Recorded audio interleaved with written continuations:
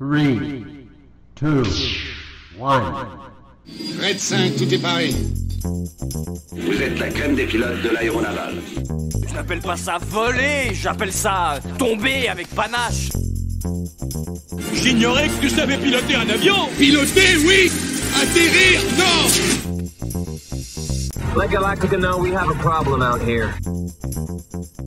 Compris, leader. Ah, c'est comme si j'avais détruit. Geek Squadron, le podcast 100% pop culture qui parle sabre laser, pierre d'infinité, kryptonite et cube en bois, mais pas que. Salut les geeks! À l'occasion de la sortie en librairie des tomes 2 des Guerres de Lucas, nous avons eu la chance de rencontrer les deux auteurs, Laurent Hoffman, scénariste, et Renaud Roche, le dessinateur, à l'occasion du festival Stars Up, un festival consacré à l'espace, aussi bien sur ses aspects scientifiques que sur ses vertus littéraires. Nous remercions Gilles Capel ainsi que les éditions de Man de nous avoir donné l'opportunité de faire cette interview. Tout de suite, on retrouve donc Laurent Hoffman et Renaud Roche ainsi que Moshi, le chien de Renaud, qui fera une petite apparition. Une des choses les plus marquantes dans les Guerres de Lucas, c'est la minutie sur la bibliographie impressionnante. Donc, pour le scénario, Laurent, est-ce que vous êtes documenté sur une période donnée de la vie de George Lucas et vous avez écrit le scénario correspondant, ou est-ce que vous avez tout lu dès le début et combien de temps ça représente cette recherche en fait? Alors déjà en tant que fan, j'avais évidemment une bonne connaissance de l'univers Star Wars et j'avais déjà lu et vu beaucoup de choses, mais pour ce livre, il fallait vraiment reprendre tout depuis le début et faire très méthodiquement un travail journalistique, d'aller retrouver toutes les interviews, principalement d'époque pour commencer. Parce que c'est les interviews les plus spontanées et les plus intéressantes. Hein. Ils n'ont pas encore de recul sur ce qu'ils sont en train de faire, donc ils parlent très librement. Et c'est là qu'on apprend plein de choses très intéressantes. Et puis aussi, leur mémoire est très fraîche à l'époque, forcément. Et on se rend compte au fil des ans que les souvenirs vont évoluer. Il va y avoir une partie de réécriture de l'histoire aussi. Donc c'était important de faire ce travail de recherche sur les interviews de l'époque. Et puis bien sûr d'élargir ça à tout ce qu'il y a autour, pas uniquement aux gens qui ont travaillé sur Star Wars, mais lire des biographies ou des articles sur des gens qui ont travaillé dans cette industrie à cette époque et qui parlent accessoirement de Star Wars, mais qui donnent des compléments d'information très intéressants. Donc voilà tout le travail de documentation à la base de ça. Donc, vous avez expliqué dans différentes interviews que vous aviez eu le coup de cœur pour le travail de Renaud. Donc, Renaud, le premier tome, c'était votre première BD, apparemment. Mettre votre expérience du storyboarding au service d'un tel projet, comment ça s'est passé, en fait? Assez naturellement, je dirais, parce que justement, j'ai pu m'appuyer sur cette expérience et sur ces... je dis souvent, il y a des passerelles, en fait, hein, parce que c'est le même langage narratif, le langage cinématographique peut tout à fait être transposé à la bande dessinée, même s'il doit être quand même un petit peu adapté pour s'adapter au format, notamment, et à certaines règles qui sont vraiment particulières à la bande dessinée. Et d'ailleurs, je dis souvent aussi que moi, je fais une type de bande dessinée qui est cinématographique. Il y a d'autres types de bandes dessinées qui fonctionnent très bien aussi. C'est juste moi, c'était plus logique pour moi d'aller dans ce sens-là. Et puis surtout, c'était cohérent avec le thème. Donc voilà. Donc non, il y a eu quand même quelques phases de mise en place, je dirais. C'est pour ça d'ailleurs que sur le premier tome, on a passé plus de temps. Là, le premier tome, c'était vraiment 2 ans, quasiment jour pour jour de création, de production. Et là, ça a été quand même plus vite. Parce que ça y est, tout avait déjà été mis en place, parce que ce travail-là, on l'avait fait au début. Ok, merci. Du coup, toujours sur l'image, comment on met en image des personnes dont le visage est connu de tous, voire même iconique? Vous en parlez un peu à la fin du premier tome, de la façon dont vous avez simplifié le trait, mais pourtant, vos personnages sont tous... très reconnaissable. Comment on s'approprie des visuels d'une saga qui a été avec un succès planétaire? Alors il y a deux questions, je dirais, là, pour tout ce qui est lié à l'univers. La chance que j'ai, c'est que je suis fan depuis longtemps, donc j'ai beaucoup observé, j'ai beaucoup parfois aussi dessiné déjà pour mon plaisir pas mal d'éléments. Donc je dirais que je maîtrisais quand même un peu les codes graphiques et tout ça. Et après, pour ce qui est des acteurs et des personnalités, bah ça c'est vrai que c'est le travail mochi. Chut, c'est le travail. Oui, effectivement, c'est le défi le plus complexe dans le sens où il faut être dans la justesse, dans la précision, sans sacrifier une forme d'expressivité, de fraîcheur, de dynamisme, voilà. Et là, je vais puiser plus peut-être dans mon expérience un peu dans l'animation. J'ai été formé en animation traditionnelle et c'est des choses aussi où très axé sur le croquis, sur le dessin au sens le plus pur, et où justement il doit être simplifié pour pouvoir être animé de façon très très rapide dans un premier temps. Et donc je pense que ça a dû aider. Et après oui, c'est un travail d'analyse, de recherche où à partir de plusieurs références photos, on essaie de synthétiser tout ça pour vraiment garder juste la moelle, je dirais, de la personne. Ce qui n'est pas qu'une question de dessin, qui est une question aussi de mise en situation, d'attitude, de posture, voilà. C'est pas juste que le visage doit être ressemblant, c'est aussi que je dirais la façon de représenter la personne doit témoigner un peu de ce qu'il est, de son charisme ou de son esprit, de sa nature, quoi. Merci.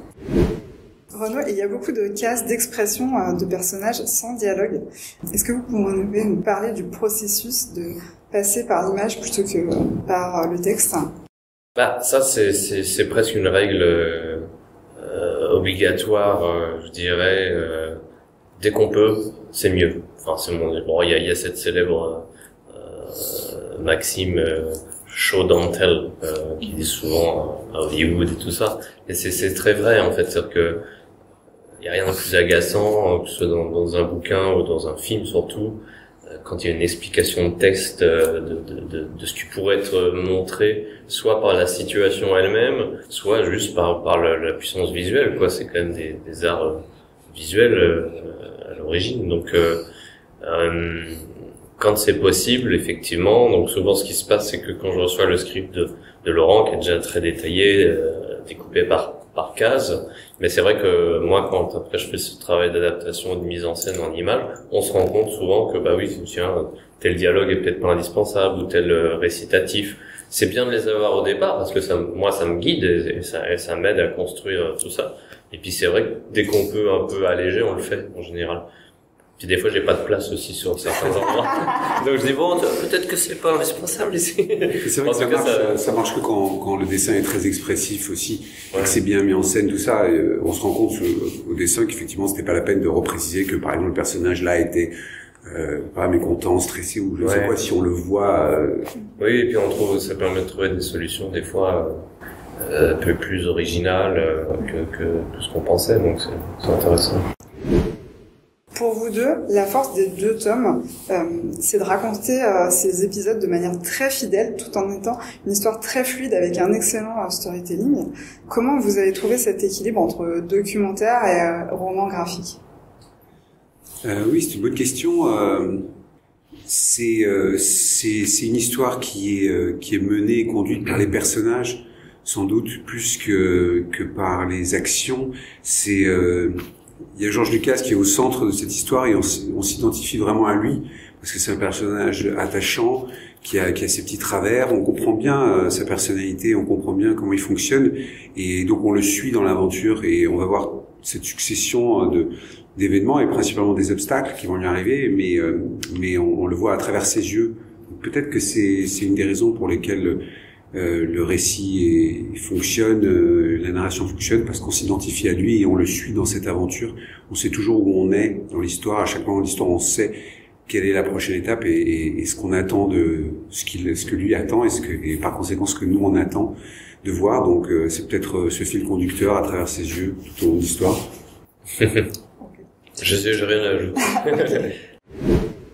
Encore pour toi, Laurent, on sent dans vos œuvres qu'avec Né rebelle, par exemple, une volonté de mettre en avant les femmes. Dans Les Guerres de Lucas, vous redonnez sa place à Marcia Lucas, reste beaucoup dans l'ombre de son mari, enfin de son ex-mari maintenant. Aviez-vous une volonté de mettre les femmes en avant dès la genèse du projet, ou leur rôle s'est-il affirmé à la lecture des sources ? Oui, encore une autre question. Ça me fait penser à un commentaire que j'avais vu sur un site internet, c'était peut-être Amazon, de quelqu'un qui disait que ça énervait que Marcia ait été mise si en avant dans ce livre, de manière exagérée selon la personne qui disait ça, et que c'était pour répondre un peu aux exigences de l'époque, et donc on avait poussé ce personnage-là pour ça.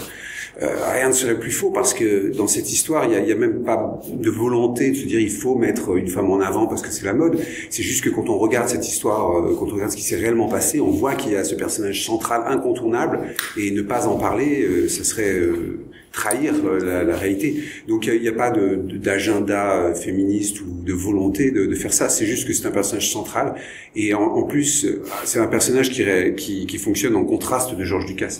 Pas uniquement pour les besoins de la narration, mais c'est vrai que Lucas c'est un introverti, c'est quelqu'un de taiseux, et c'est bien d'avoir en face des gens un peu plus haut en couleur, un peu plus expressifs comme Coppola ou Marcia, qui eux vont révéler qui est Lucas par leur exubérance ou leur enthousiasme. Donc c'était important d'avoir un personnage, mais c'était pas la peine de l'inventer. Heureusement il était là. S'il n'avait pas été là, ça aurait peut-être été nécessaire effectivement de gonfler un peu un personnage à côté, mais non, elle était là, et c'était normal de la mettre à la place qu'elle a et qu'elle mérite. On sait que la communauté Star Wars peut avoir beaucoup de travers. Nous, on en fait partie, donc on connaît. Est-ce que vous avez craint un accueil négatif, et comment vous avez réagi à l'accueil qui a été fait au premier et puis au deuxième tome ? Non, pas craindre, le mot est fort, mais par contre, on était dans l'attente quand même, curieuse de savoir comment ça allait se passer, parce qu'effectivement, mais du coup, très heureux et agréablement surpris d'une réception si positive justement, et précisément de la part des fans qui sont exigeants, qui sont parfois c'est une communauté qui peut être agitée de débats assez intenses, et on a l'impression d'avoir fait l'unanimité, et que ce soit les fans de l'ancienne ou de la nouvelle trilogie, ou peu importe en fait, ils étaient tous sont réunis là-dessus, ce qui est plutôt une fierté aussi de pouvoir réunir justement une communauté qui a été parfois divisée ces dernières années. Et oui, et ça c'est génial. On n'était pas inquiet, je dirais, mais bon, on savait que ça serait une étape importante. Ouais. Du coup, dernière question. Être adoubé par George Lucas en personne, ça a dû être quelque chose de fort. Ah oui, c'était inattendu déjà, parce que au moment où on a reçu à la fois ce message de la part de JR, parce que c'est grâce à lui en fait que le bouquin est arrivé jusqu'à George Lucas, et du coup cette photo qu'ils ont pris l'initiative eux-mêmes de nous envoyer, on n'a rien demandé, calme-toi. On était encore en train de se demander justement comment lui envoyer, sous quelle forme, est-ce qu'on attend la version anglaise, on savait pas trop. Beaucoup de gens nous questionnaient. Et donc ça s'est fait de façon très surprenante et inattendue, très spontanée aussi. Et c'est vrai qu'apparemment c'est ce que je pouvais voir dans les messages que m'envoyait JR à l'époque, c'est que en découvrant l'ouvrage, Georges a été emballé tout de suite. Et du coup très curieux, parce que du coup il voulait savoir exactement ce qu'on racontait forcément. Et c'est pour ça que à cette occasion on avait promis de lui fournir une version anglaise qu'il a eu il y a à peu près un an. Donc un an avant la sortie américaine qui vient d'arriver là récemment. Et donc je sais aussi que ensemble ils ont relu le bouquin et tout ça. On n'a pas plus de détails sur des choses précises qu'il aurait aimé, moins aimé, qu'il aimerait corriger, tout ça et tout. Je dis souvent à titre personnel, parce que j'adorerais pouvoir avoir juste plutôt un retour sur ce qu'il a ressenti en voyant certaines cases ou certaines pages, quelles sont les pages qu'il préfère, que ce soit pour ce qu'elles disent ou même pour des raisons purement artistiques. Ça, je serais très curieux de le savoir. Ça arrivera peut-être, mais en tout cas, c'est déjà un beau cadeau, oui, de pouvoir créer cette petite connexion. Merci beaucoup. Merci à vous. Merci.